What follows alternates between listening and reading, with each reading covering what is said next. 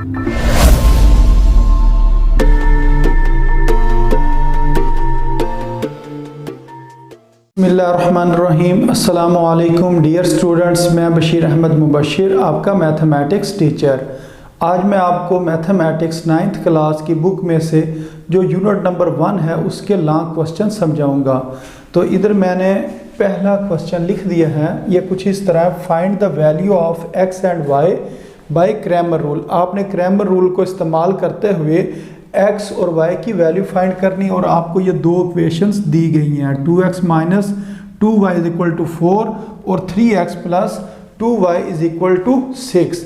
तो इस क्वेश्चन को हम क्रैमर रूल से सॉल्व करेंगे। अब क्रैमर रूल किस तरह सॉल्व करते हैं, ये जो दो इक्वेशंस दी गई होती हैं, इनको एक इक्वेशन आपने ऊपर लिख लेनी है और एक इक्वेशन आपने इसके नीचे लिख लेनी, ये आपकी मर्जी है। बेशक आप ये वाली इक्वेशन पहले लिख लें या दूसरी इक्वेशन को पहले लिख लें। अब एक इक्वेशन को मैंने लिख लिया, अब दूसरी जो इक्वेशन है वो मैं इसके नीचे लिख दूंगा। ये आ जाएगा 3x plus 2y is equal to 6। अब हमने इसके मैट्रिक्स बनाने हैं। तो मैट्रिक्स बनाने का तरीका ये होता है कि जो कोफिशेंट हैं उनको आपने अलहदा कर लेना है। कोफिशेंट क्या होता है, ये जो x और y के शुरू में जो चीज़ लिखी होती है इनको कोफिशेंट कहते हैं। आपने इधर लिख लेना 2 और एक पहले मैट्रिक्स बना लें, इधर क्या लिख देना -2, ये क्या लिखा हो माइनस। तो ये माइनस लगाना आपने नहीं भूलना। अगर आपने इस जगह पर खाली 2 लिख दिया तो ये क्वेश्चन आपका गलत हो जाएगा। ये जो माइनस लिखा है इसको आपने लिख लेना। तो ये क्या है 2, तो इधर 2 लिख लेंगे। आगे क्या है, इसके नीचे लिखा हुआ जी 3, तो इधर हम 3 लिख लेंगे और इधर हम 2 लिख लेंगे। अब इसके साथ एक और हमने मैट्रिक्स बनानी है, तो इसके अंदर हम क्या लिखेंगे, वेरिएबल। इधर वेरिएबल क्या है, x और y, तो हम इधर x और y लिख देंगे। तो इस जगह पर आ जाएगा x और इस जगह पर आ जाएगा y। उसके बाद इज इक्वल टू लिखेंगे और एक और मैट्रिक्स बनाएंगे। इस मैट्रिक्स में आपने इज इक्वल टू के आगे जो लिखा होगा उसको लिख लेना। ये लिखा 4 और 6, तो इधर लिख लेंगे 4 और इधर लिख लेंगे 6। तो ये हमारे पास जो दो इक्वेशंस थी उनको हमने मैट्रिक्स की फॉर्म में कन्वर्ट कर लिया। उसके बाद ये जो चीज़ दी गई है, जो पहला मैट्रिक्स है जो हमने बनाया, इसको हम a कह देंगे, इसको हम नाम दे देंगे x का और इसको नाम दे देंगे b का। यानी कि ये चीज़ a के बराबर है और ये वाला जो मैट्रिक्स है b के x के बराबर है और ये वाला मैट्रिक्स b के बराबर है। अब क्रैमर रूल में आपने वैल्यू निकालनी थी स्मॉल x की और स्मॉल y की। किसके ज़रिए, क्रैमर रूल के ज़रिए। तो x जो है ये किसके बराबर होगा, ये बराबर होगा ax का मॉड डिवाइडेड बाय a का मॉड। और इसी तरह अगर मैं y की बात करूं तो ये हमारे पास होगा ay का मॉड डिवाइडेड बाय a का मॉड। तो x और y की जो वैल्यूज़ मालूम करनी है वो हम इन फार्मूलों की मदद से मालूम करेंगे। तो सबसे पहले हमें पता होना चाहिए a किसके बराबर है, फिर हम a से a का मॉड निकाल लेंगे। फिर हमें पता होना चाहिए ax किसके बराबर है, फिर ax से हम ax का मॉड निकालेंगे। इसी तरह ay को मालूम करके फिर उसका हम मॉड ले लेंगे। तो सबसे पहले मैं कहता हूँ a किसके बराबर है, तो ये a जो होगा ये आपने इस तरह लिख लेना, इस चीज़ के बराबर। यानी कि ये जो a के ऊपर लिखा हुआ ना इसके इधर लिख लेंगे 2 -2 और इधर लिख लेंगे 3 और इस जगह पर लिख लेंगे 2।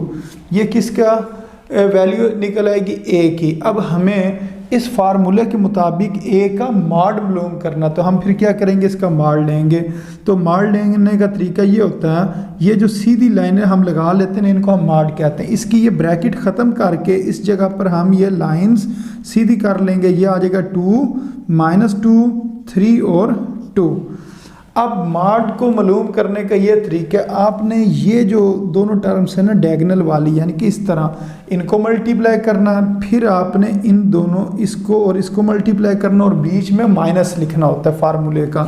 तो a का मॉड ये हमारे पास आ जाएगा 2 × 2, ब्रैकेट्स का मतलब मल्टीप्लाई होता है। फिर ये फार्मूले का हमने माइनस खुद लिखना है, मल्टीप्लाई करने के बाद माइनस हम खुद लिखेंगे और उसके बाद आ जाएगा 3 और इसके साथ हम लिख देंगे -2, क्योंकि इस 3 को हमने इस चीज़ से मल्टीप्लाई करना। तो यहाँ से अगर हम देखें a का मॉड ये हमारे पास आ जाएगा 2 2 4 और ये माइनस माइनस प्लस और 3 2s are 6। तो इन दोनों को ऐड करेंगे, यहाँ से हमारे पास a मॉड जो है वो किसके बराबर आ गया, 10 के बराबर आ गया, क्योंकि 4 + 6 किसके बराबर होता है, 10 के। अब हमने a का मॉड मालूम कर ली, अब हम कहेंगे ax किसके बराबर है, फिर उसका मॉड निकालेंगे। तो इसके बाद मैं लिखता हूँ ax। अब ax के अंदर आपने थोड़ी सी ये बात तवज्जो से समझनी है कि ये जो b वाला है मैट्रिक्स, इसको आपने इस पहले कॉलम की जगह पर लिख देना। ये जो पहला कॉलम है ना 2 और 3, b को अगर आप पहले कॉलम की जगह पर लिख दें, जो एक मैट्रिक्स है और उसका जो पहला कॉलम है, तो वो हमारे पास ax बन जाता है। यहाँ से अब हम b की वैल्यू क्या 4 6, इसको हम किस जगह पर लिखेंगे, इस जगह पर लिख देंगे। तो 4 6 को शुरू में लिख दिया, और ये -2 और 2 इसी तरह लिख देंगे, -2 और 2 इसी तरह ही हमने लिख दिया जिस तरह इधर लिखा हुआ था। तो ये क्या बन गया, ax बन गया। अब ax तो हमें नहीं चाहिए बल्कि ax का मॉड चाहिए, तो अब हम इसका मॉड मालूम करेंगे। तो इसको हम लिख देंगे ax का मॉड इज इक्वल टू 4 - 2 6 2 इसका मॉड। ये जो ब्रैकेट्स है इसको ख़त्म करके हमने सीधी जो लाइनें हैं वो लगा देनी है। तो अब इसका जवाब आ जाएगा ax का मॉड इज इक्वल टू 4। अब जिस तरह मैंने आपको पहले बताया, इन दोनों को मल्टीप्लाई करना होता है, 4 × 2, फिर माइनस हमने खुद लिखना होता है, और उसके बाद हमने 6 को मल्टीप्लाई कर देना है -2 के साथ। तो ये इसका आंसर आ जाएगा 4 2s are 8 और माइनस प्लस 6 2s are 12। तो ax का मॉड, इसका आंसर हमारे पास आ जाएगा 20। तो ये हमने ax का मॉड भी मालूम कर लिया है। अब इसके बाद हम मालूम करेंगे ay और फिर ay का मॉड। तो ay किस तरह हमने मालूम करना, हम कहते हैं कि ये जो b है इसको अगर हम पहले कॉलम की बजाय दूसरे कॉलम की जगह पर इसको लिख देंगे तो ये ay बन जाएगा। तो b क्या है 4 और 6, और इसको इस जगह पर लिखना। तो इधर हम लिख देते हैं ay इज इक्वल टू जो पहला कॉलम है ना a का, उसको उसी तरह लिख देना। ये क्या लिखा हुआ है 2 और 3, इस जगह पर हम लिख देंगे 2 और इधर लिख देंगे 3। लेकिन ये जो b है इसको हमने किस जगह पर लिखना, दूसरे कॉलम की जगह लिखना। तो 4 और 6 को हम -2 और 2 की जगह पर लिख देंगे, तो ये इस जगह पर आ जाएगा 4 और 6। 4 और 6 को हमने इस जगह पर लिख दिया और पहला कॉलम हमने उसी तरह लिख दिया a का जो कॉलम था। तो ये हमारे पास क्या बन गया, ay बन गया। अब इसका भी सेम उसी तरह आपने मॉड मालूम करना। तो ay का मॉड इज इक्वल टू, ये लाइनें सीधी हो जाएंगी, इनको हम मॉड कहते हैं, 2 4 3 और 6। अब इन दोनों को हम मल्टीप्लाई कर देते हैं, हम कहते हैं ay का मॉड इज इक्वल टू 2 × 6, फिर फार्मूले का माइनस, फिर इस साइड से इस साइड पर मल्टीप्लाई कर देंगे, 3 को मल्टीप्लाई करेंगे 4 के साथ। तो ये हमारे पास आ जाएगा ay का मॉड इज इक्वल टू 12 - 12, यानी कि 2 6 are 12 और 3 4 are 12।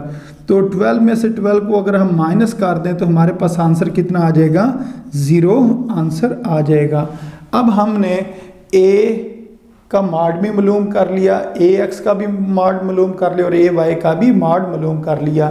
अब हमने जिस तरह क्वेश्चन में कहा था हमने x और y की वैल्यू मालूम करनी है, अब हम उन्हें मालूम करते हैं। और x और y का ये फार्मूला हमने लिखा हुआ है, तो इधर हम लिख देते हैं, जो स्मॉल x है ये बराबर है ax का मॉड डिवाइडेड बाय a का मॉड। तो ax के मॉड का क्या हमने आंसर निकाला है 20, तो इस जगह पर हम लिख देंगे 20 डिवाइडेड बाय a का मॉड।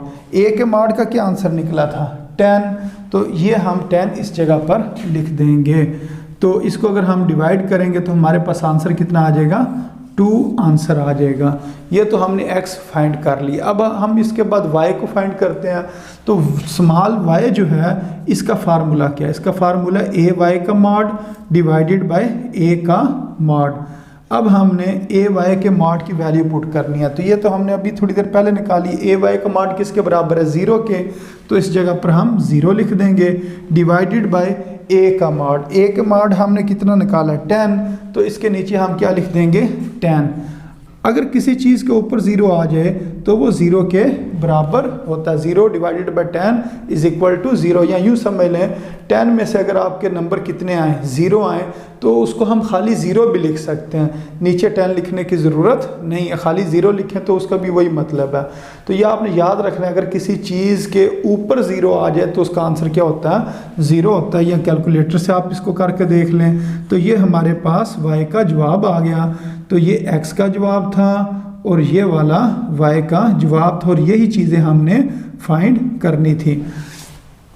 तो ये जो अभी आपको मैंने ये चीज़ समझाई है, ये कौन सा तरीका था? Cramer rule. अगर तो वो कहेंगे क्रैमर रूल से करें तो फिर आपने इस क्वेश्चन को इस तरीके से सॉल्व करना। तो उम्मीद है स्टूडेंट्स आपको इस क्वेश्चन की समझ आ गई होगी।